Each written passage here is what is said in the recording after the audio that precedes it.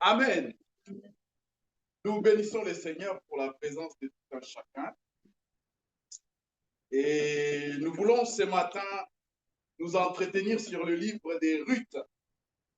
Vous connaissez cette femme, non? Oui. Qui a déjà entendu parler des Ruth? Amen. Nous allons prendre nos Bibles rapidement parce que la lecture elle est longue. Nous sommes dans le livre des Ruth au chapitre 4. Je vais faire la lecture juste pour la compréhension et l'histoire. Boaz était monté à la porte et s'y était assis. Or, voici que celui qui avait devoir de rachat et dont Boaz avait parlé vint à passer. Boaz lui dit, approche-toi, assis-toi ici. Toi, un tel. Il s'approcha et s'assit. Boaz prit alors 10 hommes parmi les anciens de la ville et dit, asseyez-vous ici. Et ils s'assirent. Puis il dit à celui qui avait le devoir de rachat, Noémie, revenue de la campagne de Moab, a mis en vente la pièce de terre qui appartenait à notre frère Elimelech. Et moi, je pensais t'en informer et te dire, faisant l'acquisition en présence de ceux qui siègent et des anciens de mon peuple. Si tu veux rachète. Si tu ne rachètes pas, déclare-le-moi, que je les sache, car il n'y a personne à part toi qui ait ce devoir. Je ne l'ai qu'après toi. Il répondit, c'est moi qui rachèterai. Boaz dit, les jours où tu acquériras les champs de la main de Naomi, tu acquériras en même temps des rites, la Moabite femme de défunt, pour maintenir le nom du défunt sur son héritage. Celui qui avait le devoir de racheter répondit, je ne peux pas racheter pour mon compte, de peur de détruire mon héritage. Rachète pour toi ce que j'ai le devoir de racheter, car je ne peux pas racheter. Autrefois, en Israël, pour valider une affaire quelconque relative à un rachat ou à un échange, on notait sa sandale et la donnait à l'autre. Et cela servait d'attestation en Israël. Celui qui avait le devoir de racheter dit donc à Boaz, fais l'acquisition pour ton compte. Et il ôta sa sandale. Alors Boaz dit aux anciens et à tout le peuple, vous êtes témoins aujourd'hui que j'ai acquis de la main de Naomi tout ce qui appartenait à Elimelech, à Kélion et à Malon, et que je me suis également acquis pour femme Ruth, la Moabite, femme de Malon, pour maintenir le nom de défunt sur son héritage et pour que le nom de défunt ne soit pas retranché d'entre ses frères et de la porte de sa ville. Vous en êtes témoins aujourd'hui. Tout le peuple qui était à la porte et les anciens dirent, nous en sommes témoins, que l'Éternel donne à la femme qui entre dans ta maison d'être comme Rachel et Léa, qui toutes deux, ont bâti la maison d'Israël. Deviens puissant à Euphrate et fais-toi un nom à Bethléem. Oui, la descendance que l'Éternel te donnera par cette jeune femme, rentre ta maison semblable à la maison de Péré, que Tamar enfanta à Juda. Boaz prit Ruth, qui devint sa femme, et il alla vers elle. L'Éternel permit à Ruth de concevoir et elle enfanta un fils. Les femmes dirent à Naomi, béni soit l'Éternel qui ne t'a pas laissé manquer aujourd'hui d'un rédempteur dont le nom sera célébré en Israël. Il te fait revenir à la vie, soutiens ta vieillesse, car ta belle-fille qui t'aime l'a enfantée. Elle qui vaut mieux pour toi que 7 fils. Naomi prit l'enfant et le mit sur son sein, et ses filles, elle, il éleva. Les voisines lui donnèrent un nom en disant, un fils est né à Naomi. Elles appelèrent du nom d'Obed. C'est lui le père d'Esaïe, père de David. Voici les descendants de Péré. Péré engendra Edson, Édson engendra, Obed engendra, Isaïe engendra. Amen. La lecture elle était un peu longue, je suis désolé, mais ça valait la peine. Pourquoi je dis ça valait la peine? Parce que nous devrions comprendre cette histoire. Si nous n'avons pas compris, la suite serait que du fumé. Amen. Amen. Je l'ai dit la fois dernière ici, rapidement, et cela, nous devrions les garder dans nos cœurs. Jusqu'à notre dernier jour, nous devrions les savoir. La parole de Dieu a 3 dimensions.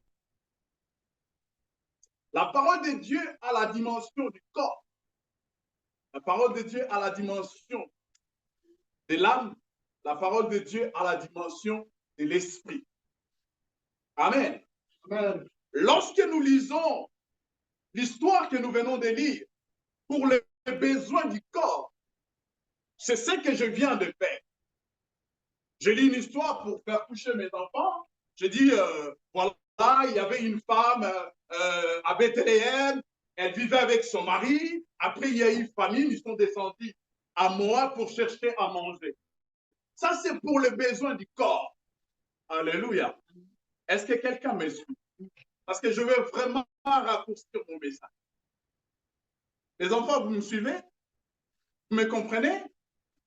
Si vous ne comprenez pas, posez-moi la question après. D'accord? Et pour les besoins de l'âme, c'est là où résident les sentiments, la volonté, l'intelligence. Alléluia. Amen. Et vous allez voir un homme de Dieu en train de prêcher, de parler éloquemment, brillamment, exposer son message. Mais au fond, il n'y a pas la vie. Alléluia. Car la parole de Dieu n'est pas seulement pour le corps et l'âme. La parole de Dieu est pour l'esprit. Et le Seigneur, il dit, la chair, c'est-à-dire le corps, ne sert de rien, mais c'est l'esprit qui vivifie. Amen. Qui a déjà vu son esprit? Alléluia. Mais c'est cet esprit-là qui a déjà vu Dieu. Personne. Alléluia. Mais je vais vous dire une chose. L'esprit de l'homme rencontre l'esprit de Dieu. Est-ce que vous êtes d'accord avec moi? C'est là où Dieu agit. C'est là où on peut avoir la confirmation qu'on est enfant de Dieu. La Bible dit, l'Esprit de Dieu rend témoignage à notre esprit. L'Esprit de Dieu ne vient pas parler à la chair.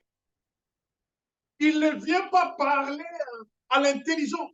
Il vient dire à l'esprit. Alléluia. Est-ce que vous me comprenez? Cette histoire de Ruth est remplie de rebondissements. L'histoire de Ruth, personnellement, lorsque j'étais en train de méditer sur cette histoire, personnellement, j'ai vu carrément la préfiguration du plan du salut. Alléluia. J'ai vu comment l'homme était perdu, comment l'homme était pécheur, loin de Dieu, loin des choses divines. Mais Dieu va se soucier de l'homme. Il va concocter un plan pour envoyer son fils venir sur la terre, mourir à la place des pécheurs que nous étions. Alléluia. Dans cette histoire, cet homme Boaz, la Bible dit, il était monté à la porte et il s'était assis. Parce que dans le chapitre 3, pour ceux qui n'étaient pas avec nous la fois dernière, dans le chapitre 3, il avait été question que Boaz prenne Ruth pour son époux. Amen. Il avait été question que Boaz prenne Ruth pour son époux. Mais Boaz dit à Ruth ceci. Je le veux bien, mais je ne veux pas broncher. Je ne veux pas brûler les étapes. il y a une procédure. Et dans la procédure,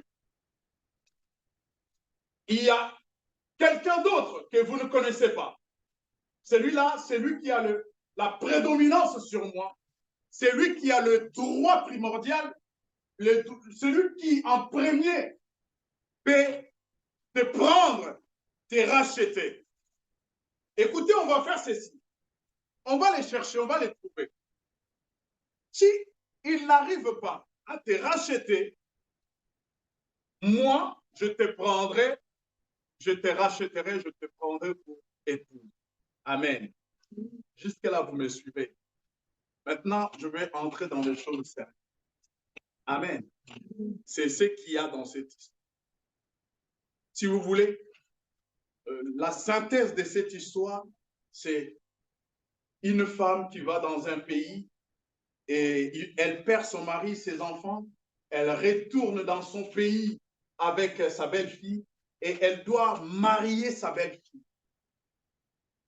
Et pour marier sa belle-fille, il y a des procédures. Voilà pourquoi nous rencontrons Boaz qui est maintenant ici. Je vais parler de deux choses, de deux éléments importants ici, et je vais rapidement toucher 3 ou 4 points pour nous éclairer. Je vais parler premièrement de ces racheteurs qui ne peuvent pas racheter. Alléluia. Les racheteurs qui ne peuvent pas racheter. C'est même le thème de ce message. Nous sommes en face de Boaz et de cet homme qu'on ne nous a pas donné son nom, qui doit normalement racheter Ruth. Boaz présente Ruth à cet homme. Il dit à cet homme, voilà, nous avons un frère et ce frère est mort. Et normalement, selon notre coutume, tu dois prendre, comme c'est toi qui as le premier, le droit de rachat, tu dois racheter tout ce qui appartenait à notre frère pour pérenniser son héritage. C'est dans le verset 4. Et Boaz dit, je lis la dernière paragraphe, car il n'y a personne à part toi qui ait ce devoir. Je ne l'ai qu'après toi. Il répondit, c'est moi qui la rachèterai. Et Boaz dit au verset 5, les jours où tu acquériras les champs de la main de Naomi, tu l'acquériras en même temps de Ruth, la Moabite, femme de Dieu. Alléluia. Cet homme doit prendre la terre, le bétail, les maisons, les champs d'Elimelech, son frère. Mais apparemment, lorsque nous lisons dans cette histoire, c'est comme s'il ne savait pas. Au verset 4, il dit, c'est moi qui l'achèterai. Mais lorsque Boaz vient énumérer, vient rajouter, comme quoi tu prendras avec toi Ruth la Moabite, tout d'un coup, cet homme se rétracte à Zongimutu. Il se rétracte, il dit non, je ne peux pas le faire. De perdre mon héritage. Alléluia. De perdre mon héritage. Je ne peux pas le faire. Boaz dit merci, gloire à Dieu. Moi, je vais le prendre. Mais tu dois décider, tu dois désister devant le peuple. Tout le peuple doit entendre comme quoi tu n'as pas voulu de son héritage. Et c'est ce que cet homme a fait, a dit à Boaz, vas-y, prends. Et Boaz va prendre les anciens du village pour acter.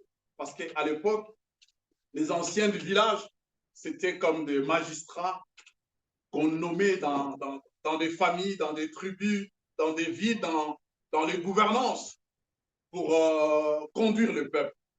Et le peuple, les anciens actaient tout acte de rachat, de vente ou s'il y avait un conflit. Et ces anciens vont valider cela et Boaz va prendre Naomi pour son époux et va la ramener chez lui. et la vie va continuer. Naomi va avoir un enfant, et ainsi de suite. Et cet enfant, la Bible dit, sera l'ancêtre de David, de par qui naîtra le Messie. Alléluia. Le premier point, j'avais dit, l'acheteur qui ne peut pas acheter. C'est du verset 1 au verset 6. Chers bien-aimés, lorsque nous lisons la Bible comme ça littéralement, nous ne pouvons pas comprendre de quoi il s'agit. Mais lorsque nous entrons dans la profondeur de la parole de Dieu, dans la troisième dimension de la parole de Dieu, c'est là où nous comprenons ce que la parole de Dieu veut nous dire à partir du verset, à partir du premier verset jusqu'au verset. En fait, les problèmes, c'est quoi? La Bible nous montre ici la difficulté de la loi. Alléluia. Le premier acheteur, celui dont a vu Boaz, celui dont Boaz a vu passer. Le premier acheteur est l'image de la loi. Alléluia. Le premier acheteur est l'image de la loi. Vous savez, la loi a des exigences. La loi nous demande, mais la loi ne peut pas nous suivre. La loi, c'est comme la religion. Vous entendrez dans des religions, ne fais pas ceci, ne fais pas ceci, ne fais pas ceci, ne fais pas ceci. Mais lorsqu'on pose la question à la religion, mais quel est l'essor de l'âme? Quelle est la place de l'âme dans tout ça? La religion n'a pas d'explication. Il y en a les uns qui disent, non, l'homme se réincarne, après la mort, tu deviendras un gros chat, et après la mort, tu deviendras, une grosse souris, ainsi de suite. Alléluia. Ça, c'est la difficulté de la loi. Cet homme voulait seulement avoir. La loi nous donne. Mais la loi ne se donne pas. Lorsqu'il avait été question de prendre Ruth la Moabite avec lui, cet homme s'est rétracté. Il a dit non, moi je ne peux pas. Je peur de perdre mon héritage. Tiens, Boaz, toi prends cette femme pour m'épargner. Moi je ne peux pas. Donc, la loi a montré ses limites. Vous vous souviendrez, bien-aimés. Je ne sais pas si vous me comprenez. En fait, la loi ne peut pas nous racheter. La loi est là pour nous montrer la voie. On dit, celui qui vole, sa place est en prison. Ça, c'est la loi. Mais la loi ne vient pas prendre un voleur en prison comme ça. La loi ne vient pas le sortir de la prison alors qu'il est condamné. Sauf sous certaines conditions. Est-ce que vous comprenez? Et cet homme, il ne pouvait pas sortir Naomi. Il ne pouvait pas, sortir Ruth de son veuvage. Parce que c'était l'image de la loi. Il désiste. Il dit non, moi je ne peux pas. Et la Bible dit, dans ce que nous venons de lire, dans ses droits de rachat, la personne qui rachetait, elle avait l'obligation de donner à l'acquéreur ses sandales, de donner à celui qui avait le droit ses sandales. C'est-à-dire pour dire, non, moi je ne peux pas, mais toi qui en as le droit, prends, vas-y, fais l'affaire. Alléluia. Est-ce que vous vous rappellerez d'une histoire qui est dans la Bible comme ça? L'histoire de quelqu'un qui a dit, je ne suis pas digne de délier la courroie de ses sandales. Amen. Jean-Baptiste, la Bible dit, il est la voix de celui qui crie dans le désert. La voix est comme la loi qui nous montre la voie. La voix de Jean-Baptiste, avec X, et la voix avec X toujours, qui nous montre la voie. Est-ce que vous avez compris? La voix de Jean-Baptiste nous montre les chemins.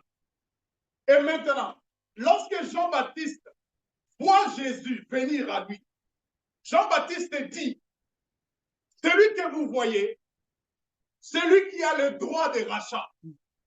Moi, je ne peux pas prendre sa place. Moi, je ne vous rachète pas. Voilà pourquoi je ne suis pas digne. Jean-Baptiste vient comme la loi. Alors, au regard de la loi, celui qui avait le droit sur Ruth, c'était cet homme et Boaz. Et cet homme, comme l'image de la loi, il ne pouvait pas le faire. Il devait quoi? Enlever ses sandales, donner à Boaz, pour dire à Boaz, toi qui en as le droit, vas-y, acquiert cette femme et l'héritage de notre frère Elimelech. Alléluia. Voilà pourquoi, bien-aimés dans le Seigneur, tout ce que nous voyons comme loi, la loi n'est que directrice. La loi n'est qu'une façon de nous orienter. La loi ne sauve pas. La Bible dit, une fois, comme ça, Jésus a rencontré les pharisiens, les sadducéens, en train d'occulter les Écritures, de vérifier les Écritures. Et Jésus leur dit, vous cherchez dans les Écritures, vous cherchez croyant trouver la vie en elle. Alléluia. Alléluia. Quelqu'un me suit? Et dans les Écritures, lorsqu'on cherche dans la chair, on ne peut pas trouver la vie. On ne peut pas trouver la vie. Et je disais, l'acheteur ne peut pas acheter. L'acheteur qui ne peut pas racheter. Celui qui avait le droit. Je ne sais pas qui avait le droit sur ta vie. Alléluia. Vous entendrez aujourd'hui dans les milieux évangéliques, oh, nous sommes liés dans notre famille, il y a un lien, il y a une malédiction, il y a une condamnation, il y a des choses. Je ne m'en disconviens pas, c'est vrai. Ces choses sont vraies. Si je vous dis que ces choses sont fausses, je ne suis pas un homme de Dieu. Ces choses sont vraies. Mais le problème se pose à ce niveau. Qui est ton racheteur? Alléluia. Ça, c'est dans votre famille. Tu ne sais pas qu'est-ce que vos ancêtres ont fait avec le monde occulte.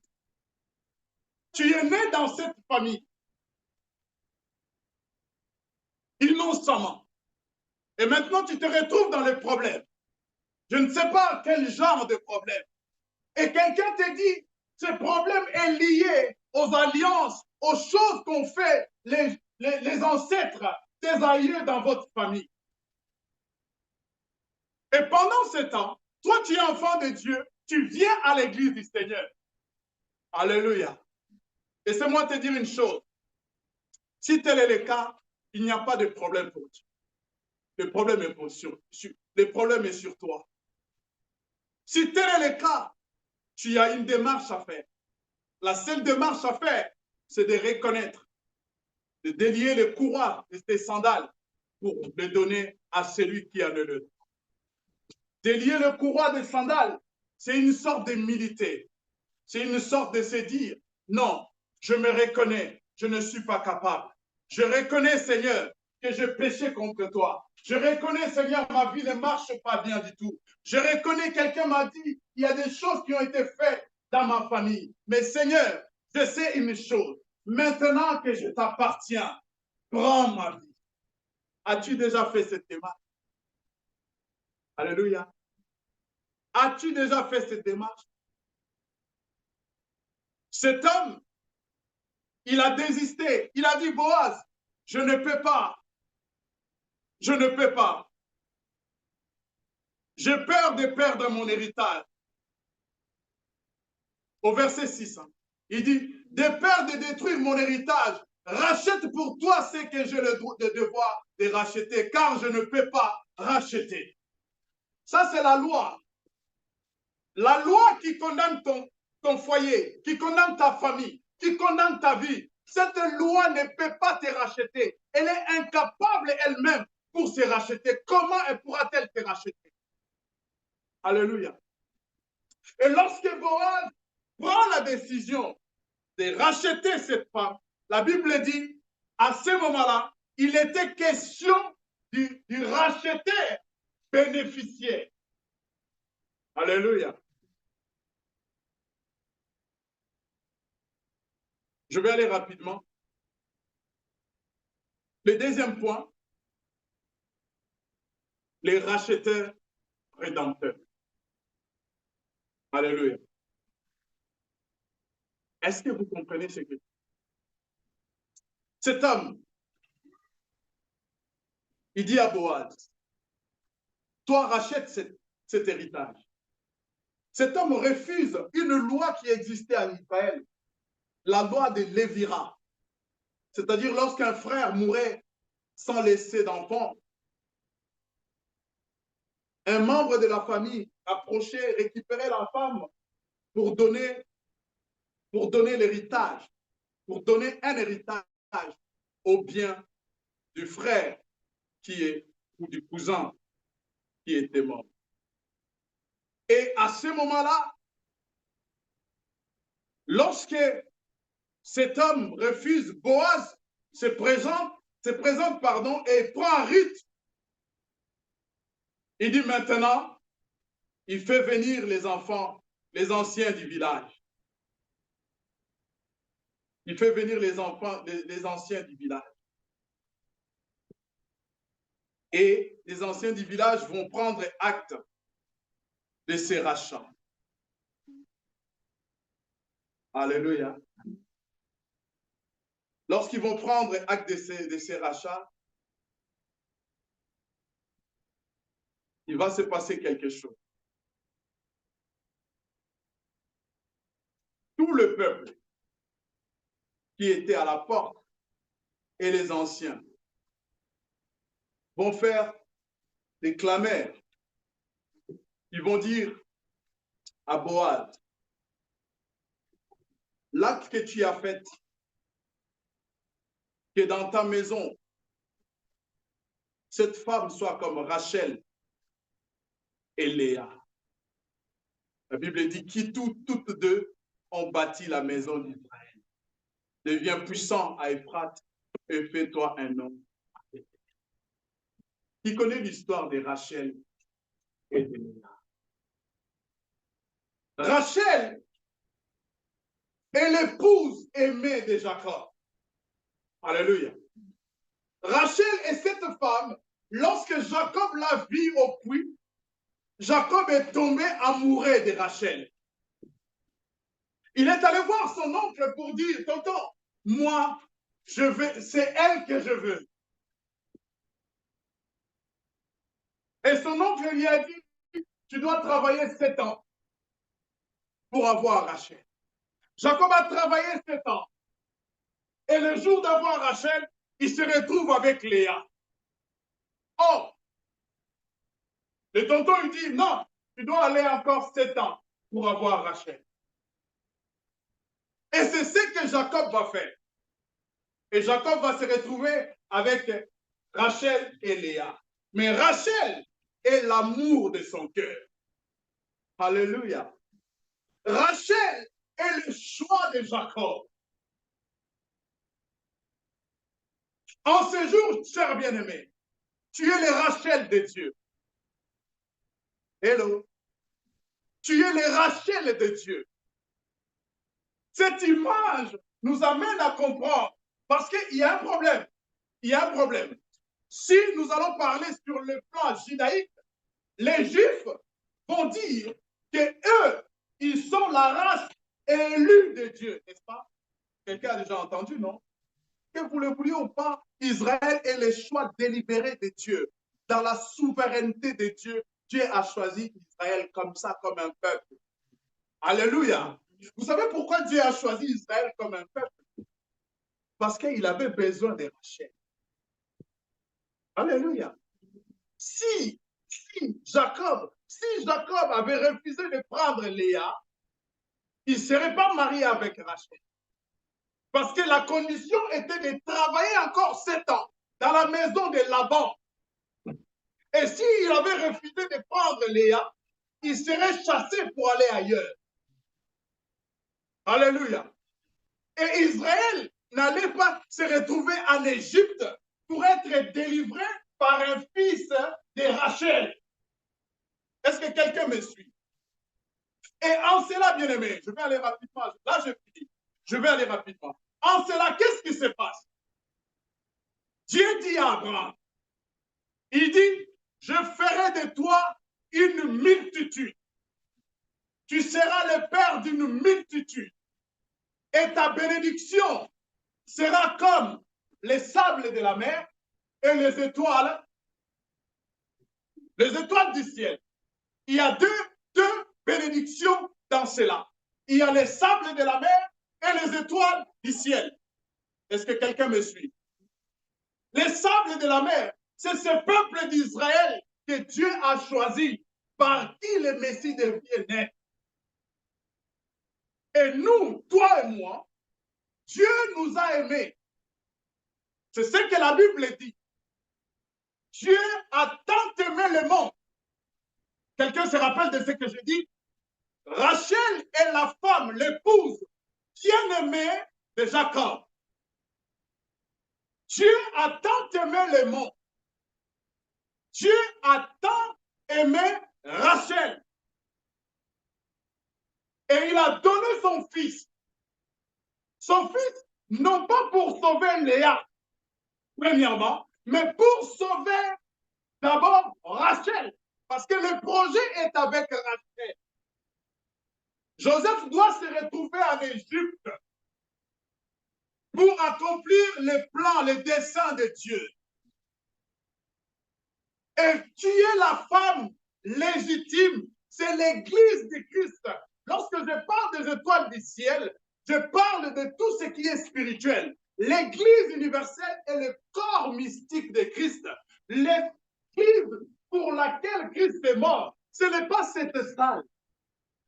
Alléluia. Jésus est mort pour les corps mystiques. Jésus est mort pour les chrétiens japonais, pour les chrétiens congolais, pour les chrétiens indiens. Et pour eux que Jésus est mort. Ce que nous ne pouvons pas voir ici. Jésus est mort pour eux. Mais il va faire passer d'abord Léa. Léa, c'est l'Israël. Il va prendre Léa. Prends Léa. Mais tu dois encore travailler. Excusez-moi. Tu dois encore travailler pour prendre Rachel. Parce que, pardon, pour prendre Rachel, oui. Tu es là pour Rachel. Et je dis dans les évangiles, lorsque le Seigneur dit, Dieu a tant aimé les... C'est une expression d'amour. Dieu a aimé aussi Israël. Mais pour ce qui concerne le monde, la Bible va plus loin. Il dit, a tant aimé. Il a beaucoup aimé les mondes. Alléluia. Et quand il a aimé les mondes, il a fait quoi? Il a donné. Il a donné comme Boaz. Et lorsque Boaz prend cette femme et le rachète, il rachète Ruth par amour. Il prend Ruth par amour parce qu'il l'aimait. Ruth s'est couché à ses pieds. Ruth, vous savez, dans ces livres de Ruth, il y a que le travail et le repos. Ruth, il travaille, Boaz, il travaille, ses serviteurs, il travaille, elle va se reposer à ses pieds, Boaz se repose, il n'y a que le travail et le repos. Je vais vous nous poser une question. Jeune fille, jeune garçon, est-ce que vous travaillez pour ici?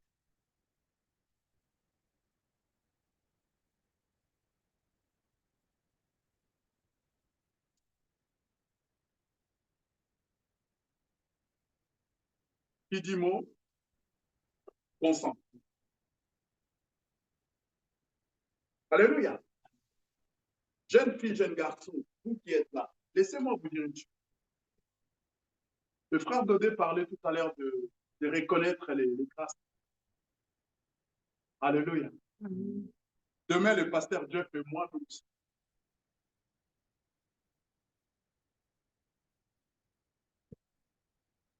vous croyez que nous avons mérité d'être ici?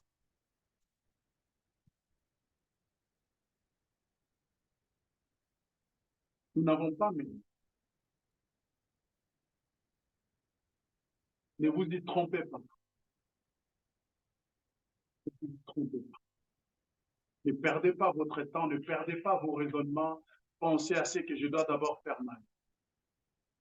D'ailleurs, le fait de dire faire ma vie, c'est une façon erronée de dire je n'ai pas de vie. La vie appartient à Dieu. Nous sommes des simples gérants.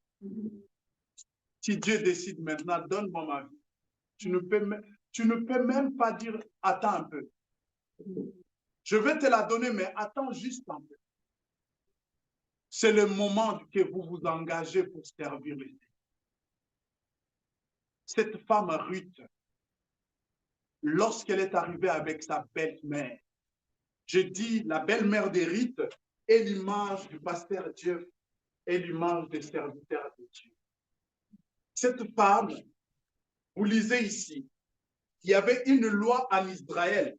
La loi disait ceci, que les Moabites n'avaient pas le droit avec les Israélites.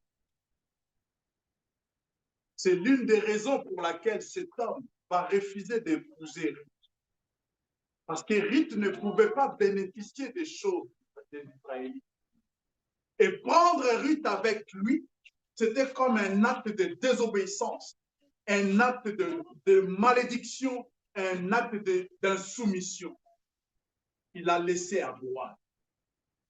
C'est que la loi ne peut pas faire. La grâce, lorsque Boaz arrive, il ne regarde pas d'où viennent Ruth. Boaz ne regarde pas, est-ce que Ruth est-elle capable? Elle arrivera parce que dans cette histoire, je vais vous révéler une chose. À ce moment-là, selon les exégèses, les recherches, Ruth devrait avoir dans le 70 ans, 80 par là. Et Boaz avait déjà plus de 200 ans. Boaz, vous lisez, non? Lorsque Boaz dit à Ruth, tu n'as pas cherché les trésors, ni la richesse, ni les gènes. C'est écrit dans le chapitre 3, non? Boaz, il dit à Ruth, tu n'as pas cherché de petits et la richesse, mais tu m'as choisi moi. Boaz était déjà veuve. Dieu, pardon, il était veuve. Est-ce que vous comprenez? Ne regardez pas votre âge, jeune garçon. Vous ne pouvez rien de vous-même. Mais le Dieu du ciel, qui a vu Ruth, qui savait que de Ruth devait naître Obed, et de Obed devait naître David par Isaïe. Lui, ce Dieu-là, il a amené jusqu'à Boaz. Et ce soir, vous êtes en présence de Boaz. Il sait qu'est-ce qu'il peut faire avec vous. Ne soyez pas négligents, je vous en supplie. Dans le monde, il n'y a rien. Dans le monde, il y a rien. Quelqu'un me dit, ah, mais il y a des voitures. Oui, mais les voitures ne donnent pas la vie. La voiture peut t'amener l'amour. Est-ce que vous me suivez? Jeune homme, Ryan, jeune fille, vous qui êtes là, dites-vous si demain, le pasteur Jeff n'est pas là, moi je ne suis pas là, vous allez fermer cette église.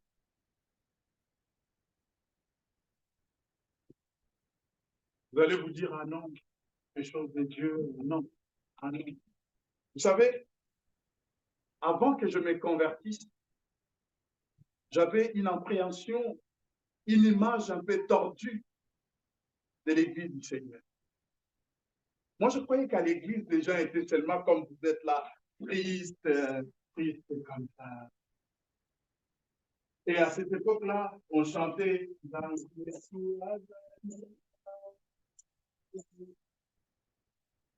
Et quand je voyais ça, je disais, non, moi je préfère aller au Catamon, qu'est-ce que j'ai fait, voilà. Ah, mais non, moi je ne fais pas, cette vie, ce n'est pas ma vie. À l'époque, le frère qui m'exhortait, qui m'évangélisait, il s'habillait avec des tongs là, un peu. J'ai dit, moi, Léo, comme ça, non, non, je ne peux pas. Laissez-moi faire ma vie, ça. Non, Seigneur, attends. Et je dis, on me dit, frère Dodo, regarde, t'as vu ça? Tu vois ça? Regarde. Barre de fer de cette grandeur-là, rentrer ici pour sortir ici. Alléluia. Alléluia. Amen. J'étais coincé comme ça, en train de prier. C'est là où j'avais compris que ma vie me tient à lui. C'est là où n'attendez pas ces moments-là, chers bien-aimés. S'il vous plaît, n'attendez. Moi, j'ai eu la chance. Je suis sorti avec une cicatrice. Mais il y en a qui meurent. Il y en a qui meurent. Alléluia. Vous n'êtes pas capable. Mais Dieu, le Dieu dont je suis serviteur et je me tiens devant vous, il est capable. Il est capable de tout. Il va prendre cette étrangère. Il va la faire intégrer dans la lignée de Messie. Et de cette étrangère va naître celui que nous appelons Jésus. Il est l'ancêtre de Christ. Il n'était pas appelé comme toi. Il n'était pas concerné. Ce n'était pas ses affaires, c'est une étrangère. Il vit à Bethléem comme une étrangère. D'ailleurs, il va un peu en tâtonnant. Il aura fallu que Naomi dise aux gens comme quoi c'est ma belle-fille et que Boaz est au courant. Non, c'est la belle-fille de Naomi. Elle s'est cachée. Je vais m'arrêter. Hein, Jacques? Je vais m'arrêter. Elle s'est cachée. Pourquoi? Parce que ce n'était pas elle qui était destinée.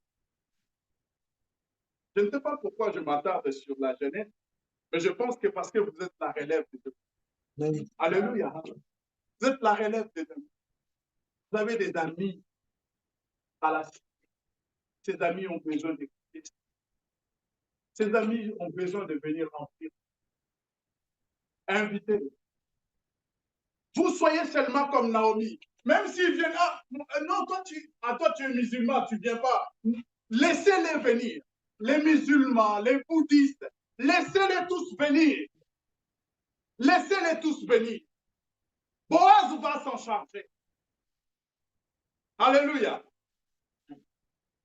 Étrangers, nous étions tous. Et j'aimerais que nous puissions lire, pour finir, nous puissions lire cette écriture rapidement. Romains chapitre 9. Si quelqu'un peut nous lire ça rapidement. Romains chapitre 9.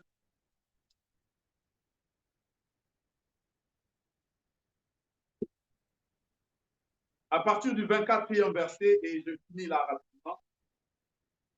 Je trouvais. Ouais.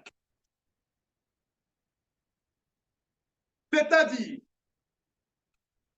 à nous, il a appelé non seulement d'entre les Juifs, mais encore d'entre les païens. Hello.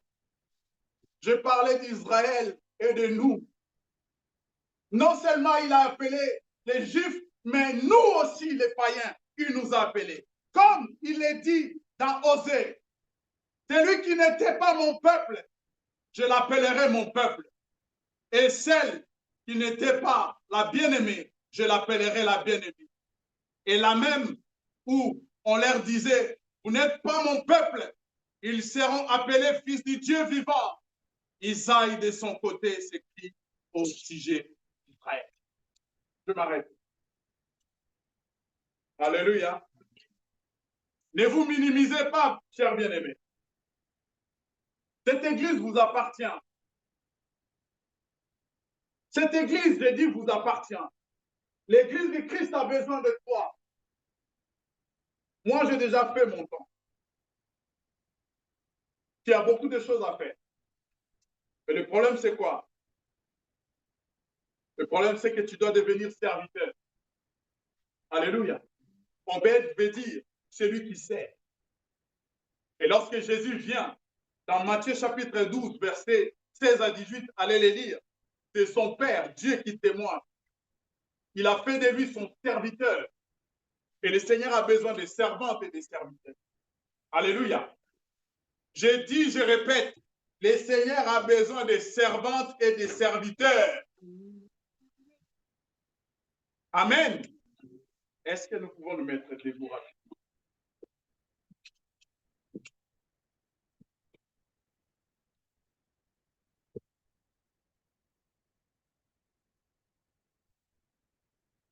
Nos yeux sont fermés. Nos yeux sont fermés. Peut-être que tu es là, tu as entendu la voix de Dieu. Peut-être que tu es là, tu te dis, mais moi je ne peux pas. Moi je veux bien, mais je ne peux pas. Non, je n'ai pas encore l'âge. Ou j'ai l'âge, mais j'ai dépassé cet âge de servir les seigneurs. Je ne sais pas. Tu vas juste lever ta main, je vais prier pour toi rapidement. Juste lever ta main, je vais prier pour toi.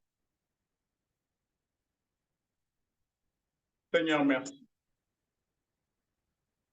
Je viens te consacrer cette jeunesse. Je viens te recommander cette jeunesse, Seigneur. Tu es serviteur et fait de servante et de serviteur pour l'avancement de ton œuvre. Je prie, Seigneur, que tu aiguises la soif de ta présence dans leur vie. Que tu aiguises la soif de te servir dans leur vie.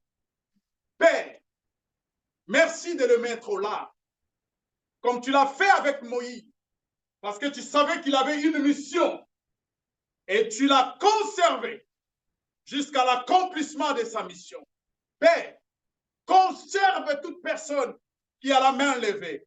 Père de grâce, envoie ton esprit les enseigner, les éduquer, les conduire dans toute leur vie. Au nom de Jésus. Amen. Que Dieu vous bénisse.